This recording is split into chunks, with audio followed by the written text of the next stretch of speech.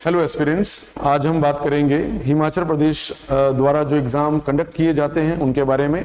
और उनमें पर्टिकुलरली इस जो लेक्चर है इसमें हम बात करेंगे हिमाचल प्रदेश का one of the premier exam that is HPAS which stands for Himachal Pradesh administrative service. तो देखो, ये जो HPAS का एग्जाम है ये Himachal Pradesh public service commission द्वारा हर साल करवाया जाता है। हिमाचल बहुत कम उन राज्यों में से है जो हर साल PCS जो एग्जाम है, ये HCS का जो एग्जाम है जिसे हम फॉर्मली HPAS कहते हैं और कॉलोकली इसे HCS कह देते हैं। तो हिमाचल बहुत कम राज्यों में से है जो हर साल रेगुलरली जो है इस एग्जाम को कंडक्ट करवाता है, अपने स्टेट PCS को रेगुलरली कंडक्ट करवाता है। तो बहुत सारे जो अभ्यर्थी हैं वो हर साल इस एग्जाम में अपीयर करते हैं। लगभग 20,000 के आसपास जो लोग हैं, 20 से 25,000 के आसपास लोग वो प्रीलिम्स में अपीयर करते हैं। और जो नंबर ऑफ पोस्ट हैं वो बहुत कम रहती हैं, लगभग 15, 20, कई बार 10। तो छोटा राज्य है इसलिए नंबर ऑफ पोस्ट जो है वो कंपैरेटिवली कम रहती हैं। और साथ में हर साल एग्जाम कंडक्ट करवाया जाता है इसलिए नंबर ऑफ पोस्ट बहुत ज्यादा भी नहीं होती हैं।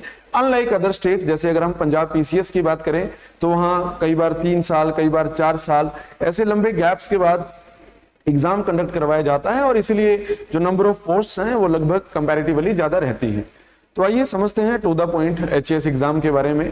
देखिए, HCS का जो एग्जाम है इसका पैटर्न आपको लगभग UPSC का जो एग्जाम है, UPSC जो सिविल सर्विसेज एग्जामिनेशन है उसके जैसा ही आपको इसका पैटर्न दिखेगा। तो HPAS का जो एग्जाम है इसकी 2 स्टेजेस रहती हैं, मेनली पहले 2 स्टेजेस रहती हैं, one is prelims and other one is mains. और उसके बाद जब मेंस में स्टूडेंट का, एक एस्पिरेंट का जब चयन होगा तो वो जाएगा आगे पर्सनैलिटी टेस्ट के लिए, दैट इज इंटरव्यू। तो इंटरव्यू क्रैक करने के बाद जो है फिर फाइनल सिलेक्शन मानी जाती है। तो 1 बाय 1 जो है स्टेजेस में इस एग्जाम के बारे में समझते हैं, इसके सिलेबस के बारे में समझते हैं और क्या क्या अप्रोच हमारी होनी चाहिए इसको टारगेट करने के लिए, इन सब विषयों पे बात करते हैं। तो देखो, सबसे पहले तो व्हाट इज HPAS। तो HPAS की जो फुल फॉर्म है that is Himachal Pradesh administrative service. और कौन ये एग्जाम कंडक्ट करवाता है? It is conducted by HPPSC that is Himachal Pradesh public service commission, जो कि हिमाचल प्रदेश की कैपिटल शिमला के निगम विहार में इनका ऑफिस वहां पे स्थित है।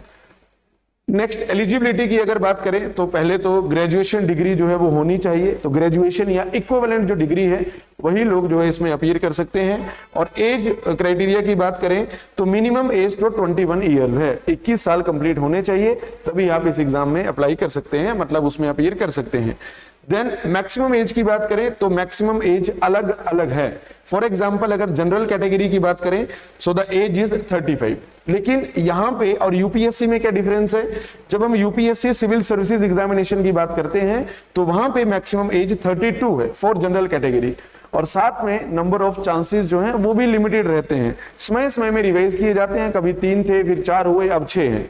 लेकिन अगर हम HCS की बात करें तो यहाँ पे जो नंबर ऑफ अटेम्प्ट्स हैं वो नहीं है, यानी कि एक व्यक्ति 21 साल की उम्र से लेकर 35 साल की उम्र तक हर साल HCS का पेपर जो है वो उसमें अपीयर कर सकता है। तो ऐसी नंबर ऑफ अटेम्प्ट्स जो हैं वो फिक्स नहीं की गई है कि 4 हैं, 6 हैं, 8 हैं। तो 8 हैं, जब तक एज एलिजिबल है तब तक जो है वो व्यक्ति अपीयर कर सकता है।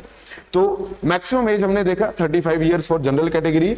इसके अलावा SC, ST, OBC, then PH दिव्यांग जो लोग हैं, साथ में वार्ड ऑफ फ्रीडम फाइटर्स यानी कि फ्रीडम फाइटर के जो ग्रैंडसन हैं तो वो ग्रैंडसन या ग्रैंड डॉटर वो भी अपीयर हो सकती हैं। और उनके लिए जो एज रिलैक्सेशन है दैट इज 5 इयर्स। तो मतलब 35 में अगर 5 इयर्स हम जोड़ दें तो 40 साल की उम्र तक जो है वो इसमें अपीयर कर सकते हैं। अब ये ध्यान रहे कि ये जितनी भी कैटेगरीज वाइज ये रिलैक्सेशन है ये हिमाचली बोनाफाइड्स के लिए ही है। तो स्ट्रिक्टली लिखा गया है SC, ST, OBC, PH, WFF of HP। तो हिमाचल के जो बोनाफाइड्स हैं उनके लिए ही ये रिलैक्सेशन है अपनी अपनी कैटेगरी में। तो ये 5 साल की रिलैक्सेशन है। इसके अलावा अगर उन लोगों की बात करें जो हिमाचल प्रदेश में ऑलरेडी कार्यरत हैं, जो हिमाचल प्रदेश में सरकारी नौकरी में ऑलरेडी कार्यरत हैं, तो अगर HP गवर्नमेंट एम्प्लॉइज की बात करें तो 42 से 45 साल तक उनके लिए एज है। वो अलग अलग पोस्ट में, जैसे हिमाचल प्रदेश पुलिस सर्विसेज की बात करनी हो, मतलब जब HCS का एग्जाम होता है, HPAS का एग्जाम होता है तो उसमें अलग अलग पोस्ट रहती हैं, जिसमें SDM भी है, तहसीलदार भी है, BDO भी है, ETO की पोस्ट भी रहती है, उसी तरह डीएसपी की पोस्ट भी रहती है। तो डीएसपी जो है वो एक्चुअल में एचपीपीएस है, हिमाचल प्रदेश पुलिस सर्विसेज है, पर एग्जाम तो इंटीग्रेटेड ही होता है। जैसे यूपीएससी में सीएससी रहता है, उसमें आईएएस भी बनते हैं, आईपीएस भी बनते हैं, उसी तरह एग्जाम जो है वो एचपीएएस है, पर उसमें पुलिस के लिए भी पोस्ट रहती है जो कि डीएसपी की पोस्ट रहती है। तो अगर ऑलरेडी कोई व्यक्ति गवर्नमेंट में है, चाहे वो क्लरिकल पोस्ट में ही क्यों नहीं है, तो अगर उस व्यक्ति को आगे अप्लाई करना है तो अब वो चाहे जनरल कैटेगरी से ही क्यों नहीं है, अब उम्र 35 साल नहीं रहेगी मैक्सिमम। अब वो एज अगर पुलिस के लिए अप्लाई करना है तो 42 हो जाएगी, अदरवाइज मोस्टली पोस्ट के लिए जैसे एसडीएम है, तहसीलदार है, उन सब के लिए मैक्सिमम एज 45 है। इसमें मैं जनरल की बात कर रहा हूं तो सबके लिए जो है ये 45। तो आप समझ सकते हैं कि लगभग 10 साल का रिलैक्सेशन जो है, 7 से 10 साल का रिलैक्सेशन गवर्नमेंट एम्प्लॉइज के लिए है। अब गवर्नमेंट एम्प्लॉइज चाहे अभी कॉन्ट्रेक्चुअल में ही हो या चाहे वो रेगुलर हो गए हो, ये दोनों के लिए एप्लीकेबल है। इसके अलावा अगर आर्म्ड पर्सनल की बात करें तो उनके लिए रूल्स अलग अलग रहते हैं। पर अगर एक आर्म्ड पर्सनल है, मींस एक एक्स सर्विसमैन है, और एक्स सर्विसमैन को हिमाचल का ये एग्जाम देना है, एचपीएस का एग्जाम देना है, तो वो अपनी एज के हिसाब से अप्लाई कर सकते हैं। उसके लिए अलग अलग क्राइटेरियाज हैं। लेकिन अगर उन्होंने वो एक्स सर्विसमैन कोटा को यूज करना है, क्योंकि मोस्ट ऑफ द टाइम जो है वो पोस्ट रहती है एक्स सर्विसमैन में, अगर उस एक्स सर्विसमैन कोटा को यूज करना है तो उसमें नंबर ऑफ चांसेस 3 रहेंगे एक्स सर्विसमैन के लिए। अदरवाइज वो जनरल कैटेगरी में तो अपीयर हो ही सकते हैं, तब नंबर ऑफ चांसेस उनके लिए नहीं है। पर अगर उन्होंने एक्स सर्विसमैन रिजर्व्ड कैटेगरी में अप्लाई करना है तो वो सिर्फ 3 बार ही अप्लाई कर सकते हैं। तो ये अलग अलग जो एज क्राइटेरिया थे वो हमने डिस्कस किए। इसके बाद देखो जो इसका पैटर्न है एग्जाम का, it is same as UPSC CSC जिसे हम कहते हैं, यूनियन पब्लिक सर्विस कमीशन का सिविल सर्विस एग्जामिनेशन, लगभग उससे मिलता जुलता है विद सर्टेन डिफरेंसेस जो हम बात करेंगे। तो देखो सबसे पहले प्रीलिमिनरी एग्जामिनेशन जो कि एमसीक्यू टाइप रहेगा, ऑब्जेक्टिव रहेगा। उसके बाद जो मेंस एग्जाम है ये रिटन रहता है, यानी कि सब्जेक्टिव रहता है। और इंटरव्यू जो कि पर्सनैलिटी टेस्ट है वो सबसे लास्ट स्टेज है। तो 1 बाय 1 अगर इन तीनों की बात करें तो देखो जो प्रीलिमिनरी एग्जाम है it is qualifying in nature, मतलब सिर्फ एक प्रकार का स्क्रीनिंग टेस्ट है। क्वालिफाइंग तो अलग चीज है, पर हम कह सकते हैं it is a screening test. तो इसमें छंटनी होनी है। जो मैंने कहा कि 20,000 से 25,000 लोग अपीयर करेंगे तो उतने ही लोग चुने जाएंगे जितनी वैकेंसी है उसके 20 गुना। जैसे मान लो अगर 10 वैकेंसी हैं, सिर्फ 10 की ही वैकेंसी है, तो लगभग 200 लोग जो हैं वो मेंस के लिए जाएंगे। और मेंस में फिर वैकेंसी के लगभग 3 गुना तक जो है इंटरव्यू तक जा सकते हैं। जैसे अगर 10 वैकेंसी है तो सिर्फ 30 लोग इंटरव्यू तक पहुंचेंगे, लगभग 200 लोग जो हैं वो मेंस लिखेंगे, और ओवरऑल वैकेंसी जो है वो अगर 10 है तो उस केस में। और प्रीलिम्स तो फिर अनलिमिटेड है, वो तो जितने अप्लाई करेंगे वो अपीयर कर सकते हैं। तो ये एक स्क्रीनिंग टेस्ट है। इसके नंबर जो है फाइनली जो फाइनल मेरिट बनेगी, ओवरऑल जो मेरिट बनेगी उसमें नहीं जुड़ते हैं, सिर्फ प्री क्लियर करने के लिए ही चाहिए। उसके बाद ओवरऑल मार्किंग इसकी नहीं जुड़ेगी, वो आगे स्टेप बाय स्टेप हम डिस्कस करेंगे। तो देखो यहां पे समझने की कोशिश करते हैं। अगर प्रीलिमिनरी एग्जाम की बात करें, एचपीएएस प्री की बात करें, प्रीलिम्स की बात करें, तो पेपर 1 एंड पेपर 2। पेपर 1 जो है इट इज जनरल स्टडीज जो कि 200 मार्क्स का है। 100 क्वेश्चन इसमें रहेंगे और मार्क्स रहेंगे 200, यानी कि एक क्वेश्चन जो होगा वो 2 मार्क्स का होगा। देन एप्टीट्यूड टेस्ट, जैसा यूपीएससी में सीसैट रहता है जिसे हम सिविल सर्विसेज एप्टीट्यूड टेस्ट कहते हैं, तो यहाँ पे भी एप्टीट्यूड टेस्ट रहेगा जिसमें reasoning, basic reasoning 10-12th level की रीजनिंग रहती है, और बेसिक मैथ्स रहता है, लगभग 10th स्टैंडर्ड का मैथ्स रहता है, और रीजनिंग भी उसमें रहेगी। रीजनिंग में फिर लॉजिकल रीजनिंग भी रहेगी, डिसीजन मेकिंग भी रहेगी, बेसिक मेंटल एबिलिटी टेस्ट भी रहेगा। वो सब मिला के जो है वो इसमें कवर होता है, मींस इंग्लिश, मैथ्स और रीजनिंग, ये तीनों चीजें एप्टीट्यूड में रहेंगी। तो दोनों मिला के 200 मार्क्स के ईच है, यानी कि ओवरऑल हो गए 400 के, पर मार्क्स दोनों में अलग अलग ही जोड़े जाते हैं। पर इसमें खास बात यह है कि ये जो एप्टीट्यूड टेस्ट है it is same as UPSC, और इसीलिए ये सिर्फ एक क्वालिफाइंग एग्जाम है, यानी कि जितने लोग अपीयर करेंगे उनको एप्टीट्यूड टेस्ट में 200 में से सिर्फ 66 नंबर चाहिए। ओनली 66 मार्क्स लाने होंगे in order to get qualified. अगर एप्टीट्यूड टेस्ट में 66 मार्क्स आ गए तो बस इसमें तो वो स्टूडेंट क्वालिफाई कर जाएगा, एस्पिरेंट क्वालिफाई कर जाएगा, लेकिन फिर मेन जो मेरिट बनेगी वो बनेगी जनरल स्टडीज में। यानी कि आप खुद सोचिए, अगर 20,000 लोगों ने अप्लाई किया है और टॉप के 200 का चयन होना है, और टॉप के 200 वो होंगे जिनके किसी के 105, 104, 103, 102, जो टॉप के 200 लोग रहेंगे उनका चयन होगा। तो वो टॉप और बॉटम कहां देखा जाएगा, वो इस पेपर में देखा जाएगा। तो 200 में से जितने ज्यादा से ज्यादा मार्क्स ला सकते हैं वो कम है, तो यहां पे मेरिट बनेगी। ऑन द कॉन्ट्रेरी जो एप्टीट्यूड वाला पेपर है इसमें सिर्फ क्वालिफाइंग मार्क्स दैट इज 66, तो 66 नंबर इसमें लाने हैं in order to get qualified. तो ऐसा ही यूपीएससी में भी रहता है, पर यूपीएससी में डिफरेंस क्या रहता है कि यूपीएससी में एप्टीट्यूड के सिर्फ 80 क्वेश्चन आते हैं और हर क्वेश्चन जो है वो 2.5 मार्क्स का रहता है, तो 80 क्वेश्चन आएंगे और टोटल 200 मार्क्स का रहेगा। पर एचपीएएस में 100 क्वेश्चन आएंगे और 200 मार्क्स का रहेगा, यानी कि यहाँ पे एक क्वेश्चन 2 मार्क्स का रहता है और यूपीएससी में एक एप्टीट्यूड का क्वेश्चन 2.5 मार्क्स का रहता है। अदरवाइज जीएस में तो एकदम सेम, वो एचएस में भी यानी कि एचपीएएस में भी 2 मार्क्स का एक क्वेश्चन रहेगा, 100 क्वेश्चन टोटल होंगे। यूपीएससी में भी सेम ही क्राइटेरिया है। इसके अलावा जो है ये time duration same as UPSC 2 hours की रहेगी फॉर ईच पेपर, यहां भी 2 आवर्स और यहां भी 2 आवर्स। एक ही दिन में जो है ये दोनों एग्जाम, दोनों पेपर कंडक्ट किए जाते हैं, एक मॉर्निंग हाफ में, एक इवनिंग हाफ में। तो 2 घंटे का समय दोनों के लिए मिलेगा, इसके लिए भी 2 आवर्स और इसके लिए भी 2 hours. Then the marks secured at the prelims stage are not counted towards the final merit list, जो कि हमने पहले डिस्कस किया कि प्रीलिम्स जो एग्जाम है it is a kind of screening test, बस ये छंटनी के लिए बनाया गया है कि जो लोग जिनका इसमें चयन होगा वो मेंस के लिए जाएंगे। इसके नंबर ओवरऑल फाइनल इंटरव्यू के बाद जो ओवरऑल मेरिट बनेगी उसमें नंबर नहीं जुड़ते हैं। तो ये हुआ प्रीलिम्स के बारे में। बाकी ये प्रीलिम्स की डिटेल की, जो प्रीलिम्स एग्जाम है इसके दोनों ही पेपर, चाहे जीएस हो चाहे एप्टीट्यूड टेस्ट हो, दोनों में ही 1/3 नेगेटिव मार्किंग है कि अगर एक क्वेश्चन गलत किया तो उसके साथ जो पिछला क्वेश्चन सही किया होगा उस सही क्वेश्चन के भी 1/3 मार्क्स कट हो जाएंगे। तो जो गलत हुआ वो तो गलत हुआ ही, पर जो सही हुआ है उसके 1/3 मार्क्स कट हो जाएंगे। तो दैट इज 1/3 नेगेटिव मार्किंग, जिसको हम सिंपली कह सकते हैं। तो यूपीएससी में भी 1/3 ही है और यहां पे भी 1/3 नेगेटिव मार्किंग है। अब बात करते हैं एचपीएएस मेंस एग्जाम के बारे में। तो देखो प्रीलिम्स तो हमने समझ लिया, prelims is a kind of screening test जिसमें 2 एग्जाम थे, एक जनरल स्टडीज, एक एप्टीट्यूड टेस्ट। एप्टीट्यूड में सिर्फ 66 मार्क्स लाने हैं। ऐसा इसलिए किया गया है क्योंकि बहुत सारे लोग ह्यूमैनिटीज बैकग्राउंड के होंगे, अलग अलग बैकग्राउंड के होंगे, जिनकी मैथ्स या रीजनिंग में अच्छी कमांड नहीं होगी, इसलिए वहां पे एक बेंचमार्क रखा गया है, एक क्वालिफाइंग थ्रेशोल्ड रखा गया है जो कि 66 मार्क्स था। और जनरल स्टडीज में तो जितने ला सकते हैं उतने कम है। अदरवाइज हम पास्ट ट्रेंड की अगर बात करें तो लगभग अगर 108 या 110 के आसपास अगर स्कोर है एक जनरल कैटेगरी स्टूडेंट का, एस्पिरेंट का, तो फिर सिलेक्शन प्रीलिम्स में पक्का है। ये मैं पास्ट ट्रेंड के आधार पे आपको बता रहा हूं कि रेयरली ऐसा हुआ है कि 108 या 110 के ऊपर जो है वो प्रीलिम्स में कट ऑफ गई हो जनरल स्टडीज में। रेयरली 112 114 तक एक आधे बार गया है, पर वो बहुत कम सिनेरियो में है। तो अगर मोस्टली सिनेरियोज को हम देखें, पास्ट ट्रेंड देखें, तो लगभग जैसे लास्ट ईयर 2024 में 104 के अराउंड कट ऑफ थी, उससे पहले देखें 2023 में तो 102 के अराउंड कट ऑफ थी। तो लगभग 108 से नीचे नीचे ही रहेगा फॉर जनरल कैटेगरीज। बाकी कैटेगरीज का फिर वो थोड़ा थोड़ा जो है वो कम होता चलेगा।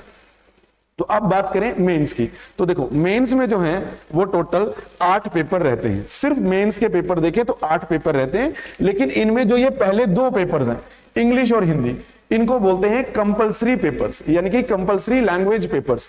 तो ये 2 भाषा के पेपर हैं, इंग्लिश और हिंदी। ये दोनों जो पेपर्स हैं these are qualifying in nature. जैसा हमने प्रीलिम्स में एप्टीट्यूड देखा था कि उसके नंबर फाइनल में नहीं जुड़ेंगे, वो सिर्फ क्वालिफाइंग था, उसी तरह मेंस में इंग्लिश और हिंदी का जो पेपर होगा it would be qualifying in nature. पर ये मेंस है तो मेंस का पेपर सब्जेक्टिव रहता है, प्रीलिम्स का पेपर जो था वो ऑब्जेक्टिव था, वो एमसीक्यू था। तो एचएस मेंस की बात करें तो पहले 2 पेपर ये लैंग्वेजेस के पेपर हैं, कंपलसरी पेपर हैं, तो ये अटेम्प्ट करने ही पड़ेंगे। और बाकी अगर यूपीएससी की बात करें तो यूपीएससी में इंग्लिश तो रहता ही है सेम, पर हिंदी की जगह वहां पे और भी ऑप्शंस होते हैं। हमारे संविधान में there are 22 languages enshrined in the schedule 8 of Indian constitution. तो भारतीय संविधान की 8वीं अनुसूची में, 8वें शेड्यूल में 22 भाषाएं हैं। उनमें से कोई भी एक भाषा यहाँ पे एक व्यक्ति जो है, एक एस्पिरेंट उसका चयन कर सकता है जिसमें भी कंफर्टेबल है, पर वो यूपीएससी में है। यहाँ हम एचपीएएस की बात करें तो यहाँ बाकी ऑप्शन नहीं है, यहाँ हिंदी ही लेनी पड़ेगी कंपल्सरी। तो एक इंग्लिश एक हिंदी, तो मैक्सिमम मार्क्स तो 100 हैं, लेकिन इसमें क्वालिफाइंग मार्क्स 40 हैं। मतलब इसमें भी 40 नंबर लाने ही पड़ेंगे मिनिमम, हिंदी में भी 40 नंबर मिनिमम लाने ही पड़ेंगे। अगर वो स्टूडेंट ओवरऑल टॉप कर गया है पर हिंदी में मान लीजिए 39 मार्क्स हैं तो वो ओवरऑल फेल है। इसलिए ये कंपलसरी पेपर भी है, साथ में क्वालिफाइंग पेपर भी है। सिर्फ इसमें क्वालिफाई करना है। फॉर एग्जाम्पल, एक स्टूडेंट के इन दोनों में 100 आउट ऑफ 100 आ गए और दूसरे स्टूडेंट के दोनों में से सिर्फ 40 आए, तो दोनों ही इन हो जाएंगे। और अब जिसके 100 में से 100 ही थे उसको कोई खास एडवांटेज नहीं मिलेगा, क्योंकि फाइनल जो कट ऑफ होगी उसमें इन दोनों के मार्क्स नहीं जुड़ेंगे। वो कमीशन ने बस इतना ही देखना है कि जिस बच्चे को, जिस एस्पिरेंट को वो एक ऑफिसर बना रहे हैं, उसकी प्रोफिशिएंसी इंग्लिश और हिंदी में एक हद तक है या नहीं है, वो उतने अच्छे से लिख सकता है, समझ सकता है या नहीं समझ सकता है, तो सिर्फ वो चेक करना है। इसीलिए यहाँ पे जो क्वालिफाइंग मार्क्स हैं वो हैं 40, दोनों में 40 ईच, तो 40 नंबर तो लाने ही पड़ेंगे। लेकिन दिखने में 40 कम है कि 100 में से सिर्फ 40 ही लाने हैं, पर जो एग्जाम का लेवल है वो अच्छा खासा लेवल रहता है, खास करके हिंदी, क्योंकि बहुत सारे लोगों ने 10th क्लास के बाद हिंदी पढ़ी नहीं रहती है, उसके बाद फिर 11 है, 12 है, फिर ग्रेजुएशन है, फिर तैयारी में भी 2-3 साल लग जाते हैं, तो हिंदी पढ़े हुए ठीक ठाक गैप हो जाता है। इसलिए हिंदी जो है उसको हल्के में नहीं लेना चाहिए। एस्पिरेंट्स के लिए ये मैं सलाह दूंगा, क्योंकि 40 नंबर भी कई बार लाना बहुत मुश्किल हो जाते हैं। तो ये दोनों हुए क्वालिफाइंग पेपर जो कि कंपलसरी लैंग्वेजेस थी। अब आते हैं बाकी के जो 6 पेपर बचे नीचे के, ये वो पेपर हैं जिनको हम बोलते हैं मेरिट पेपर्स। इनके नंबर फाइनल कट ऑफ में जुड़ेंगे, तो यहां तो जितने ज्यादा नंबर लाए जा सके उतने कम रहेंगे। जैसे पेपर 3 है ऐसे, 100 मार्क्स का ये ऐसे है, वो अलग अलग इश्यूज में ऐसे आ सकता है। वो प्रॉपर जब सिलेबस जो है साथ में हम लिंक आपके साथ शेयर कर देंगे, वो डिटेल में आप उसको देख सकते हैं। Then general studies 1, general studies 2 और जनरल स्टडीज 3। देखो यहां डिफरेंस क्या है, जब हम यूपीएससी की बात करें तो वहां पे एक और है चौथे नंबर पे, दैट इज जनरल स्टडीज 4, यहां पे सिर्फ 3 ही। तो यूपीएससी में जो जनरल स्टडीज 4 है वो है एथिक्स, इंटीग्रिटी एंड एप्टीट्यूड। जो एथिक्स का पेपर वहां जोड़ दिया गया है, लेकिन यहां पे एथिक्स का पेपर नहीं है, यहां सिंपली जनरल स्टडीज 1, 2 एंड 3। तो जो हमने प्रीलिम्स में जनरल स्टडीज की बात की थी, मतलब यहां पे अगर देखें जो प्रीलिम्स में हमने जनरल स्टडीज की बात की, तो यहां पे जनरल स्टडीज में क्या क्या आना था, mainly history, polity, economy, geography, current affairs, environment, ecology and the most important that is Himachal Pradesh GK. HP का जो जीके है वो बहुत इंपॉर्टेंट रहता है, यानी कि ओवरऑल अगर आप वेटेज देखें लगभग 33 to 35% आपको एचपी जीके इसमें देखने को मिलेगा। मतलब जो 100 क्वेश्चन आते हैं, 100 क्वेश्चन में लगभग 30 क्वेश्चन तो आपको हिमाचल के दिखेंगे ही दिखेंगे। अलग दिख जाए, ज्यादा दिख जाए वो अलग बात है, पर 30 तो आपको दिखेंगे। तो लगभग 30% तो वेटेज है ही है। तो यहां तो एमसीक्यू आना था और सिलेबस में history, polity, economy, geography, science, HPGK और करंट अफेयर्स और इन्वायरमेंट, इकोलॉजी भी ये सब इसमें कवर होते हैं। सेम यही सब्जेक्ट जो है ये मेंस में भी आएंगे, पर मेंस में ये आएंगे सब्जेक्टिव फॉर्म में, यानी कि लिखित फॉर्म में वहां पे आएंगे, पर वो सेग्रीगेट किए गए हैं, अलग अलग पेपर्स में जो है इनको डिवाइड किया गया है। जैसे GS paper 1, GS paper 2, GS paper 3। अभी मैं शॉर्ट में इनका जो सिलेबस है वो आपके साथ डिस्कस करूंगा कि कैसे जो है इसमें ये टॉपिक्स कवर किए गए हैं। तो ये है जीएस 1, 2, 3 सिलेबस, हम थोड़ी देर में देखेंगे। फिर आते हैं ऑप्शनल पेपर के लिए। तो देखो जैसे यूपीएससी में भी एक ऑप्शनल सब्जेक्ट लेना पड़ता है, उसी तरह एचपीएएस में भी एक ऑप्शनल सब्जेक्ट लेना पड़ता है। सब्जेक्ट एक है पर उसके पेपर 2 हैं। फॉर एग्जाम्पल आपने हिस्ट्री ऑप्शनल लिया तो बन जाएगा हिस्ट्री पेपर 1, हिस्ट्री पेपर 2। और यहां पे डिफरेंस क्रिएट होता है, मतलब एचपीएएस में ऑप्शनल पेपर सिर्फ 100 मार्क्स का है। टोटली ऑप्शनल का वेटेज देखें तो दोनों पेपर मिला के सिर्फ 200 नंबर का है। ऑन द कॉन्ट्रेरी अगर हम यूपीएससी सिविल सर्विसेज एग्जामिनेशन की बात करें तो वहां पे पेपर 1, पेपर 2 दोनों 250 यानी कि दोनों 500 मार्क्स के पेपर बन जाते हैं। तो यहां ये मेजर डिफरेंस है। तो ये आपकी प्रायोरिटीज पहले सेट होनी चाहिए। अगर आप स्टेट सर्विसेज के लिए तैयार कर रहे हैं तो ऑप्शनल का बहुत ज्यादा वेटेज नहीं है और ऑप्शनल उतना गहरा भी नहीं आता है जैसा यूपीएससी में आता है। तो अगर आप यूपीएससी के लिए प्रिपेयर कर रहे हैं तो ऑप्शनल का वेटेज वहां पे ठीक ठाक है, लगभग 500 मार्क्स के दोनों ऑप्शनल है। तो वहां पे एग्जाम गहरा भी बहुत आएगा, मतलब जो टॉपिक रहेंगे बहुत डेप्थ से वो पूछे जाते हैं और वेटेज भी ज्यादा है। यहाँ पे वेटेज लगभग 100 मार्क्स जो है कंपैरेटिवली कम है। लेकिन इसका मतलब ये नहीं है कि ऑप्शनल को इग्नोर करना चाहिए। किसी भी एग्जाम में एक एक मार्क्स भी, एक एक नंबर जो है वो भी फाइनल कट ऑफ में जुड़ी रहता है। ऐसा भी होता है कि 405 वाले की सिलेक्शन हुई और 404 वाले की सिलेक्शन नहीं हुई, तो इसलिए लाइटली तो नहीं लेना है, लेकिन एक डिफरेंस था तो जो मैंने आपको समझाने की कोशिश की। अब बात करते हैं जीएस 1 2 3 में क्या है और ऑप्शनल पेपर हमारे पास क्या क्या विकल्प हैं, क्या क्या ऑप्शंस हैं जिनमें से हम अपना एक paper as a optional subject choose कर सकते हैं। देखो जीएस पेपर 1, अब पहले शॉर्ट में समझने की कोशिश करते हैं। मैंने आपको कहा 3 जीएस के पेपर हैं, जीएस 1, जीएस 2, जीएस 3। अब इन तीनों पेपर्स में जीएस 1 2 3 में 3 यूनिट्स हैं। जीएस 1 में भी 3 यूनिट्स, यहां भी 3 यूनिट, यहां भी 3 यूनिट, टोटल मिला के हो गए 9 यूनिट, और हर एक यूनिट में आगे 3 सब यूनिट है। तो अगर मैं जीएस 1 की बात करूं तो जीएस 1 में 3 यूनिट, उनमें 3 सब यूनिट्स ईच, तो टोटल 9 सब यूनिट और 3 यूनिट एक पेपर में हुए। इसी तरह तीनों पेपर्स में होंगे। तो वो आपको एक माइंड में बेसिक सा आइडिया सिलेबस का होना चाहिए कि ओवरऑल 3 जीएस के पेपर हैं, हर पेपर में 3 यूनिट्स हैं और हर यूनिट में 3 सब यूनिट है। और जो भी तीसरा सब यूनिट होगा, जैसे यूनिट 1 का तीसरा सब यूनिट, उसी तरह यूनिट 2 का तीसरा सब यूनिट, यूनिट 3 का तीसरा सब यूनिट, जो भी थर्ड सब यूनिट होगा वो एक्सक्लूसिवली हिमाचल जीके के लिए डेडिकेट किया गया है। तो यहीं पे आप एचपी जीके का वेटेज जो है उसका अनुमान लगा सकते हैं कि विदाउट स्टडिंग एचपी जीके ये एग्जाम जो है उसे क्वालिफाई करना लगभग इम्पॉसिबल है, क्योंकि टोटल 3 पेपर हैं, उनमें आगे 3 यूनिट्स हैं, उनमें अंदर फिर जो है 3 सब यूनिट्स हैं, तो टोटल 27 सब यूनिट्स हो गए।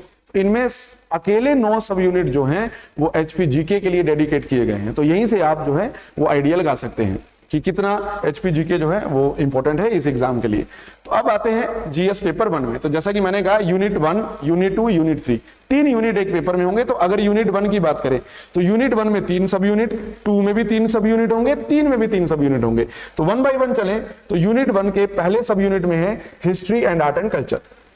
तो एचपीएस में मेनली मॉडर्न हिस्ट्री पे फोकस किया गया है, जो फ्रीडम स्ट्रगल है उस पे फोकस किया गया है, पर जो एंशिएंट और मेडिवल हिस्ट्री है मेंस के लिए वो ज्यादा आर्ट एंड कल्चर में फोकस किया गया है, यानी कि लिटरेचर है या पेंटिंग्स हैं, डांस फॉर्म्स हैं। तो एंशिएंट और मेडिवल में आर्ट एंड कल्चर पे ज्यादा एम्फेसिस है, और मॉडर्न हिस्ट्री में तो जो डायरेक्टली जो सिलेबस है उस पे फोकस किया गया है, मतलब फ्रीडम स्ट्रगल।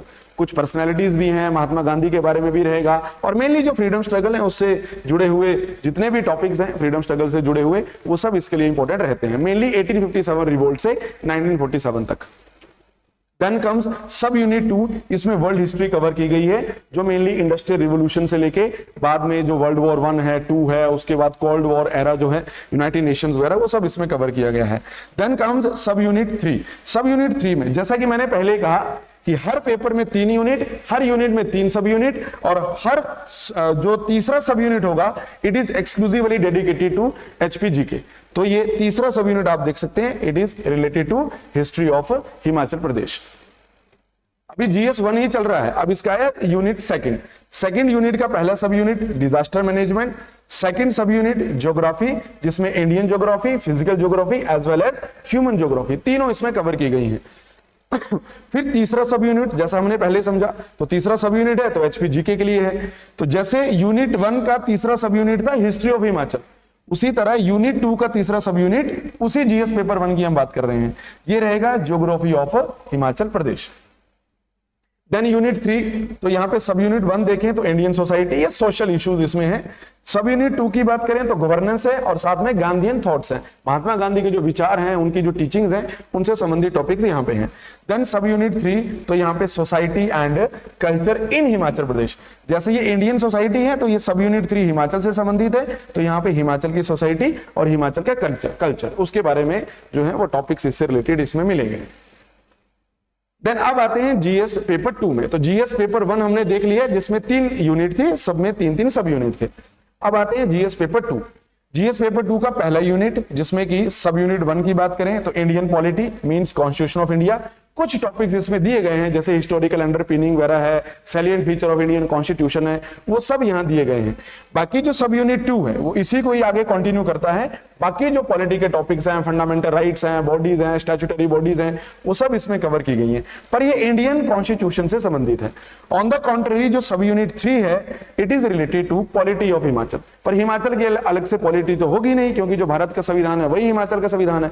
इसलिए मेनली जो टॉपिक है, जैसे हिमाचल में पॉलिटिकल पार्टीज हैं या पॉलिटिकल हिस्ट्री ऑफ हिमाचल प्रदेश है, 1948 से लेकर 1971 तक जो हिमाचल की जर्नी थी, कैसे कैसे हिमाचल में जो है कॉन्स्टिट्यूशनल और एडमिनिस्ट्रेटिव जो चेंजेस आए, रिफॉर्म्स आए, उन सबको यहाँ पे कवर किया गया है। और साथ में हिमाचल में जो स्टैट्यूटरी बॉडीज, रेगुलेटरी बॉडीज या क्वासी जुडिशियल बॉडीज जो है, उनके बारे में भी डिटेल है। तो वो कौन कौन सी बॉडीज हैं वो हमें आइडेंटिफाई करके वो तैयार करनी पड़ती है मेंस के लिए।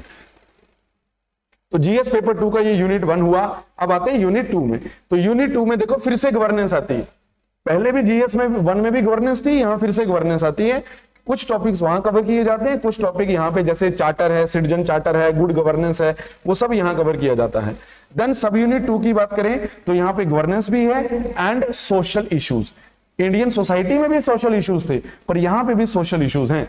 पर यहां जो सोशल इश्यूज हैं वो गवर्नेंस पॉइंट ऑफ व्यू से हैं कि सरकार क्या कर रही है एसटी समाज के लिए, सरकार क्या कर रही है एससी समाज के लिए, सरकार क्या कर रही है दिव्यांग लोगों के लिए, सरकार क्या कर रही है विमेन एम्पावरमेंट को प्रमोट करने के लिए। तो गवर्नेंस के साथ मिला के जो है वो सोशल इश्यूज यहां कवर किए जाते हैं। और सब यूनिट 3 की बात करें तो आपको पता है it is exclusively related to HP, तो ये है governance in HP. Himachal Pradesh में जो गवर्नेंस है उसको यहां पे कवर किया गया है। अब आते हैं जीएस पेपर 2 का यूनिट 3। तो यूनिट 3 में आईआर, जिसे हम कहते हैं इंटरनेशनल रिलेशन, वो बायलैटरल भी है। जैसे कुछ कंट्रीज मेंशन की गई है वहां पे, फॉर एग्जांपल इंडिया यूएस है, इंडिया रशिया है, इंडिया चाइना है, इंडिया पाकिस्तान है। तो ऐसे बायलैटरल रिलेशन खास करके हमारे नेबर जो नेबरिंग नेशन है वो काफी इंपॉर्टेंट हो जाते हैं एग्जाम के लिए। और फिर रीजनल, जैसे इसमें सार्क संस्था हो गई, बिम्स्टेक हो गया, तो इस तरह की ऑर्गेनाइजेशन इसमें कवर होंगी। और ग्लोबल में फिर यूनाइटेड नेशन है, ये ऐसी बहुत सारी संस्थाएं, तो उनमें क्या रिफॉर्म होने चाहिए, नहीं होने चाहिए, आईएमएफ में रिफॉर्म होने चाहिए, नहीं होने चाहिए, उस तरह के क्वेश्चन जो है वो मेंस में पूछे जा सकते हैं। देन सब यूनिट 2, इसमें एक्सक्लूसिवली वर्ल्ड इंस्टीट्यूशंस कवर किए गए हैं। जितने भी वर्ल्ड इंस्टीट्यूशन है जो अभी मैंने बात की, वो चाहे रीजनल हो, चाहे सार्क की बात हो, चाहे एपेक की बात हो, चाहे बिम्स्टेक की बात हो, या फिर यूनाइटेड नेशन हो, यूनाइटेड नेशंस की संबंधित बहुत सारी आगे बॉडीज हैं। तो ऐसे तमाम जितने इंस्टीट्यूशन हैं, वर्ल्ड इंस्टीट्यूशनल या इंस्टीट्यूशंस या फिर इंटरनेशनल ऑर्गेनाइजेशंस, वो सब इसमें कवर की गई है। देन कम्स सब यूनिट 3, ये एक्सक्लूसिवली हिमाचल की गवर्नेंस से संबंधित है, सब यूनिट 3। देन अब आते हैं जीएस पेपर 3 में। तो जीएस पेपर 3 का जो पहला यूनिट है it is related to Indian economy. Sub unit 2 ये भी it is related to Indian economy, और सब यूनिट 3 ये है हिमाचल की इकोनॉमी से संबंधित।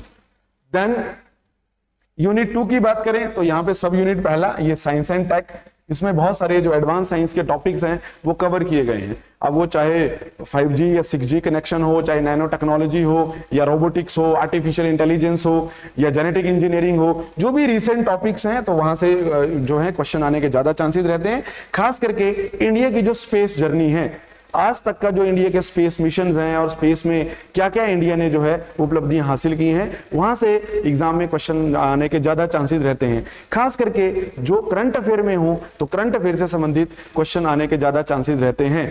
जैसे इंटरनेशनल स्पेस स्टेशन है, अगर अभी उसमें कुछ डेवलपमेंट्स हो रही हैं तो वहां से क्वेश्चन बनेगा, या इंडिया का गगनयान मिशन है वहां से क्वेश्चन बनेगा। देन सब यूनिट 2 की बात करें तो एनर्जी, जिसमें रिन्यूएबल एनर्जी है या और फिर कन्वेंशनल एनर्जी सोर्सेज हैं, इसके अलावा wind energy, solar energy, hydel energy, ऐसे पूरा जो यूनिट है ये एनर्जी से ही संबंधित है, जिसे हम कहते हैं energy security of India. Then sub unit 3, तो सब यूनिट 3 की बात करें तो ये हिमाचल से संबंधित है। इसमें modern and emerging technologies and initiatives in HP, state biodiversity strategy और जीआई टैग्स। तो इसमें बहुत सारे टॉपिक शामिल है, जैसे हिमाचल में बायोटेक्नोलॉजी का क्या स्टेटस है, या हिम सवान है, ऐसी बहुत सारी चीजें, तो वो सब जो है यहाँ पे कवर की गई हैं। और खास करके जीआई टैग्स, तो जीआई टैग्स क्या हैं, कैसे दिए जाते हैं, हिमाचल में किन किन प्रोडक्ट्स को मिले हैं, जैसे चंबा रुमाल है, या कांगड़ा चाय है, या पेंटिंग्स हैं, तो जिन्हें जिन्हें जो है जीआई टैग्स मिले हैं उनके बारे में जानकारी जो है ये इंपॉर्टेंट हो जाती है सब यूनिट 3 के लिए। देन यूनिट 3 की बात करें तो यूनिट 3 का पहला सब यूनिट ये इन्वायरमेंट एंड इकोलॉजी, जो हम यूपीएससी के लिए पढ़ते हैं तो सेम यहां पे भी पढ़ना पड़ता है। देन सब यूनिट 2 की बात करें, ये एक्सक्लूसिवली डेडिकेट किया गया है एग्रीकल्चर एंड हॉर्टिकल्चर के लिए। तो इनसे संबंधित बहुत सारी स्कीम्स हैं और बहुत सारे मिशन हैं, वो यहाँ पे तैयार किए जाते हैं। और सब यूनिट 3 की बात करें तो ये एक्सक्लूसिवली हिमाचल से संबंधित, इसमें टूरिज्म पॉलिसी हिमाचल की, हिमाचल में टूरिज्म पोटेंशियल और इनिशिएटिव इन एचपी। तो ये जो टॉपिक है ये ज्यादा जो हिमाचल का इकोनॉमिक सर्वे होगा वहां से कवर किया जाएगा। तो इकोनॉमिक सर्वे तो हिमाचल के लिए बहुत वाइटल रहेगा, रिसेंट हिमाचल का economic survey as well as recent budget.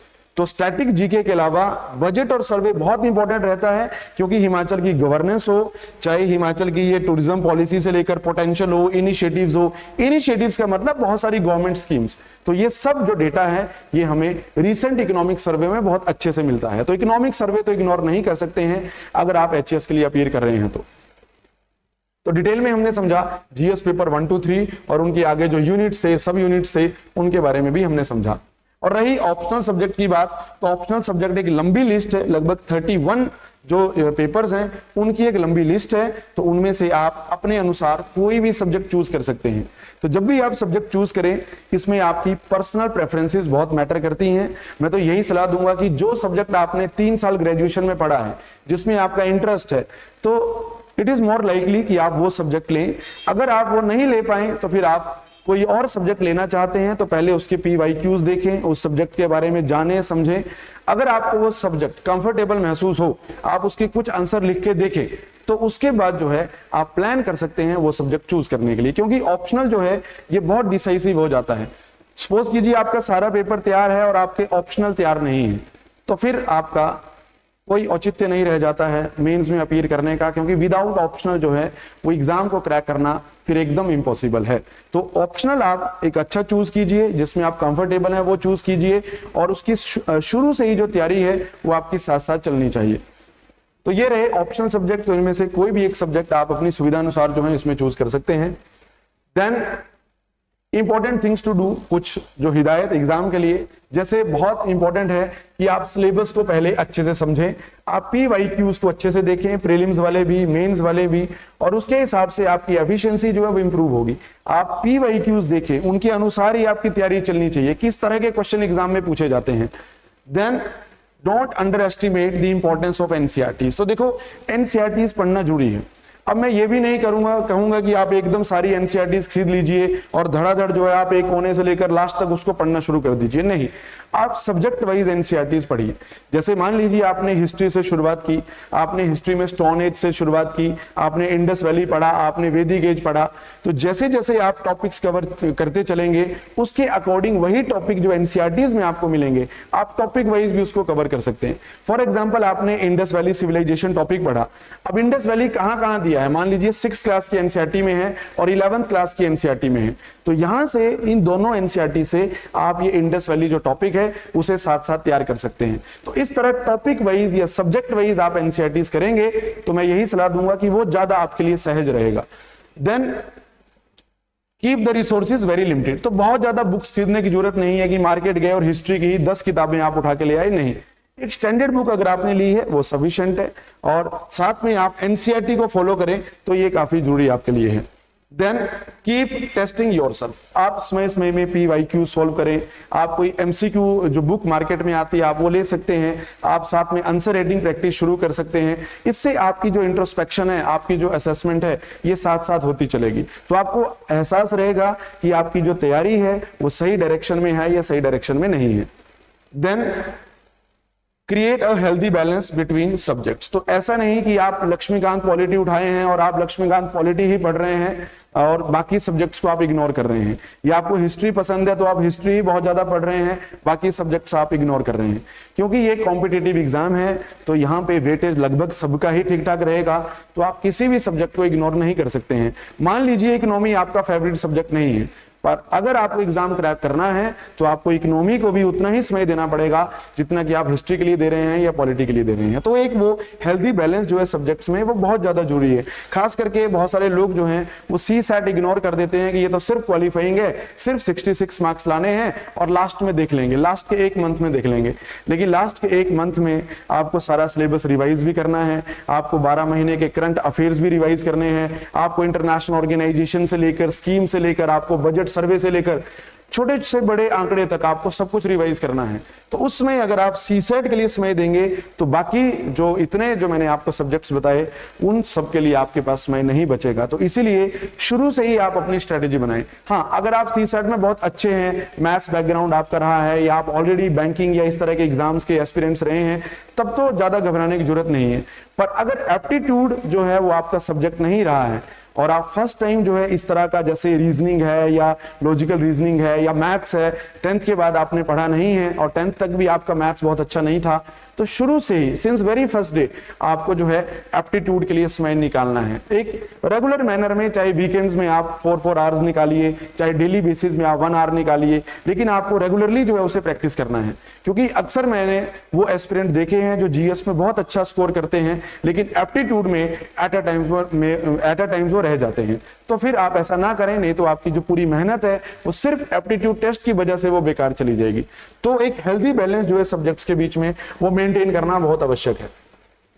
Then और कुछ मिस्टेक्स जैसे prepare for prelims only and ignore mains. तो ऐसा नहीं हो कि आप सिर्फ प्री के लिए प्रिपेयर कर रहे हैं और आप मेंस पूरी तरह से इग्नोर कर रहे हैं। जैसा कि मैंने बताया, सिंस वेरी फर्स्ट डे आपको आंसर राइटिंग प्रैक्टिस करनी है। शुरू में ऐसा जरूर होगा, सबके साथ होता है, शुरू में ऐसा होगा आप सोचेंगे कि मैंने कागज भी ले लिया, पेन भी ले लिया, पर मैं लिख ही नहीं पा रहा हूं, ऐसा शुरू में होगा।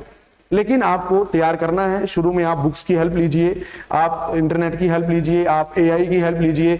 शुरू में आप हेल्प लेके आंसर लिखना शुरू करें। धीरे धीरे आपका फ्लो बनेगा और आप अपने आप जो है आंसर राइटिंग पूरी तरह से सीख जाएंगे। तो शुरू से ही जो है आपको मेंस के लिए भी प्रिपेयर करना है, अपना ऑप्शनल भी आपको साथ साथ तैयार करना है। Then never practise answer writing. एक बहुत बड़ी गलती है जो मैंने आपको अभी शेयर किया आपके साथ कि कुछ लोग आंसर राइटिंग नहीं करते हैं। तो शुरू में आपको आंसर राइटिंग जो है उसके वो आपको करना पड़ेगा। Since very first day topic wise जो है वो आपको करना पड़ेगा। PYQs आपको मिल जाएंगे इंटरनेट में, आप इतने स्टेट्स हैं, उन स्टेट्स के इतने स्टेट PCS हैं, रेफरेंस के लिए आप वहां से क्वेश्चन ले सकते हैं। स्टेट PCS के क्वेश्चन कंपैरेटिवली जो है वो इजियर रहते हैं। तो अगर आप HAS के लिए ट्राई कर रहे हैं, आप दूसरे स्टेट PCS के क्वेश्चन देख सकते हैं, वहां पे भी आपको एक आइडिया लगेगा। और जब स्टेट PCS आप अच्छे सॉल्व कर लें तो आप UPSC के जो PYQs हैं आप उनके लिए भी जा सकते हैं। तो उनका डिफिकल्टी लेवल एक हद तक रहता है। अगर वो आंसर आप लिख पाएंगे अच्छे से तो फिर स्टेट PCS तो आप आराम से लिख पाएंगे। Then ignore the optional till last. ये भी एक बहुत बड़ी गलती है। तो अच्छे से आप अपना ऑप्शनल चूज करें, शुरू से ही जो है अपने ऑप्शनल की आप तैयारी करें। नॉट गिविंग टेस्ट, तो सीधे ही एग्जाम में बैठना, तो वो गलतियां जो आपने डायरेक्टली एग्जाम में करनी है। तो अगर आप कोई मॉक टेस्ट सीरीज ज्वाइन करते हैं तो इट इज मोर लाइकली कि आप वो सारी गलतियां उन मॉक टेस्ट में कर लेंगे। तो आपको वो पता चल जाएगा कि आपके ग्रे एरियाज क्या हैं, आपके वीक पॉइंट्स क्या हैं, तो उन एरियाज में आप काम कर सकते हैं। ठीक है, तो इस तरह से जो है आप एग्जाम से पहले रेगुलरली टेस्ट दें, आप मॉक टेस्ट दें, कंप्लीट कोई टेस्ट सीरीज ज्वाइन करें, तो उससे आपको हेल्प मिलेगी। Then long list of books and unachievable plans. तो इस तरह से बहुत लंबी बुक्स की एक लिस्ट नहीं बनानी है, बहुत बड़े प्लान नहीं बनाने, आप छोटे छोटे प्लान बनाइए, उन्हें आप फुलफिल कीजिए। आप अपना टारगेट रखिए, नंबर ऑफ आवर्स आपने काउंट नहीं करने हैं। बहुत सारे स्टूडेंट क्या करते हैं, लाइब्रेरी गए और घड़ी में टाइम देखेंगे कि हमने 8 घंटे लगाने हैं, 6 घंटे लगाने हैं। नहीं, आप टॉपिक ओरिएंटेड जो है अपनी तैयारी कीजिए। अगर आप गए हैं एक लाइब्रेरी, आपने डिसाइड किया है कि मुझे 2 आवर्स में प्रीएम्बल खत्म करना है, फिर खत्म करना है, आपको अच्छे से प्रीएम्बल पढ़ना है, उसके PYQ सॉल्व करने हैं, मेंस में किस तरह से क्वेश्चन प्रीएम्बल से आ सकते हैं, आपको वो सारे क्वेश्चंस देखने हैं। तो इस तरह टॉपिक वाइज आप तैयारी करेंगे तो वो ज्यादा बेहतर आपके लिए रहेगा। देन किसी तरह की भी आप अगर काउंसलिंग चाहते हैं, हेल्प चाहते हैं, तो ये लॉन्चपैड IAS जो है हमारे नंबर यहाँ पे मेंशन है, आप कॉल कर सकते हैं। डिटेल में जो है वो आपको समझाया जाएगा।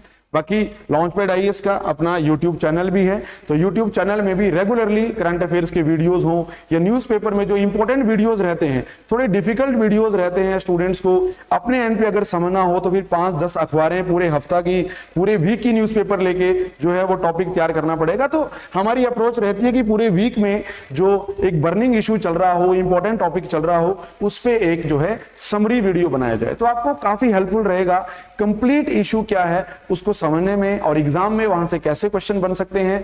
तो इस तरह से आंसर राइटिंग सेशन जो है उसके वीडियोस भी YouTube में अपलोड किए जाते हैं।